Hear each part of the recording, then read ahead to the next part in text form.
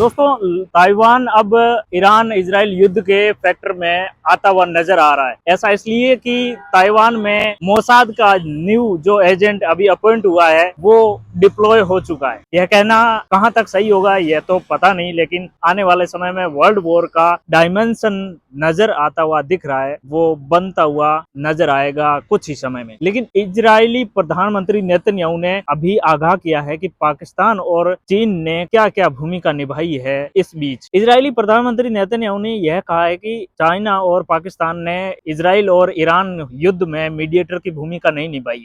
Mediator होने का दिखावा ढोंग किया है। उन्होंने एक कर्तव्य एक्टिंग नाटक किया है, जिसकी वजह से दुनिया भर को लगे कि पाकिस्तान और चाइना चाहते हैं कि मीडिएशन की टेबल पर आए और पीस टॉक की जाए, लेकिन यह सत्य नहीं है। इजरायली प्रधानमंत्री ने जो भी कहा होगा इंटेल बेस पे ही कहा होगा, मतलब उनके पास में इंटेलिजेंस होगा उतना जितना उन्होंने बताया होगा। बिना इंटेलिजेंस के कुछ भी बोलना संभव नहीं है किसी भी प्रधानमंत्री के लिए। लेकिन बात यह नहीं है, प्रधानमंत्री ने मतलब नेतन्याहू ने यह भी कहा है कि चाइना ने बैकडोर में जितने भी आर्म्स सप्लाई किए थे ईरान को, तेहरान को, वो बहुत हद तक हमारे लिए बैकफुट पर साबित हो रहे हैं, बैकलेस साबित हो रहे हैं। यह कहना उनके लिए बहुत ही आसान नहीं था। उन्होंने एक मीटिंग होस्ट करते हुए बोला कि जितने भी नैरेटिव चलाए जा रहे हैं ईरान इजराइल युद्ध के लिए, वो पाकिस्तान बेस होते हैं अकाउंट, जिनसे इंस्टाग्राम, फेसबुक या ट्विटर के माध्यम से एक एल्गोरिदम चलाया जाता है, जिसकी वजह से दुनिया भर को ऐसा लगे कि सोशल मीडिया एल्गोरिदम की वजह से ईरान पर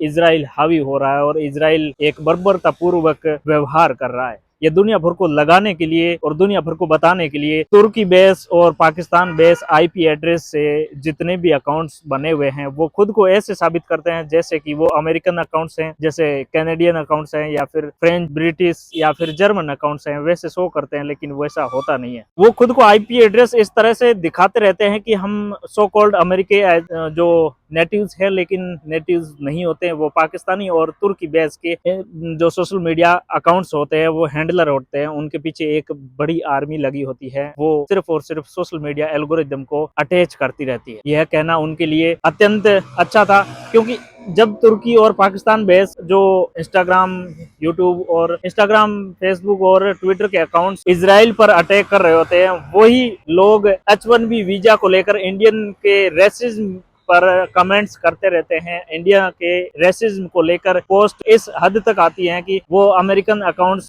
दिखाते हैं, फेक अकाउंट, और नैरेटिव चलाते हैं कि H1B वीजा इंडियंस को नहीं दिया जा रहा है, इंडियंस के खिलाफ इतने हेट स्पीच हो रहे हैं अमेरिका में, ये हो रहा है, वो हो रहा है, इस तरह से दिखाया जाता है। भारतीय सरकार ऑलमोस्ट इस जो इंडियन गवर्नमेंट है इस मुद्दे पर इतना मतलब अटैच नहीं है और इनलाइटन नहीं है, इसलिए कि इनलाइटन हो भी जाती तो भी कोई मसले वाली बात नहीं है। लेकिन इजरायली एजेंसी गूगल के साथ में, मेटा के साथ में कोलैबोरेशन करके इन फेक नैरेटिव्स को रिमूव करवाने में जरा भी देर नहीं लगाती है। उनकी पहुंच वहां तक होती है जहां लोग सोच भी नहीं सकते। यानी कि जितने भी ऑनलाइन सोशल मीडिया वगैरह प्लेटफॉर्म है, क्रिएटिव जो एजेंसी है वो सिर्फ और सिर्फ इजरायलियों की है, किसी और की कुछ नहीं है। और उसके बाद देखा यह जा रहा है कि कुछ ही समय में चाइना की विजिट होने वाली है डोनाल्ड ट्रंप के लिए। डोनाल्ड ट्रंप जाने वाले हैं चाइना। उससे पहले ही नेतन्याहू ने मोसाद के एजेंट को ताइवान भेज दिया। यानी ताइवान और चाइना का कॉन्फ्लिक्ट तो हर किसी को पता है। चाइना को वन चाइना पॉलिसी की हर एक व्यक्ति मानता है, हर एक देश कंसिडर करता है कि चाइना वन है, मतलब वन चाइना पॉलिसी को एक्वायर करते हैं, एक्सेप्ट करते हैं।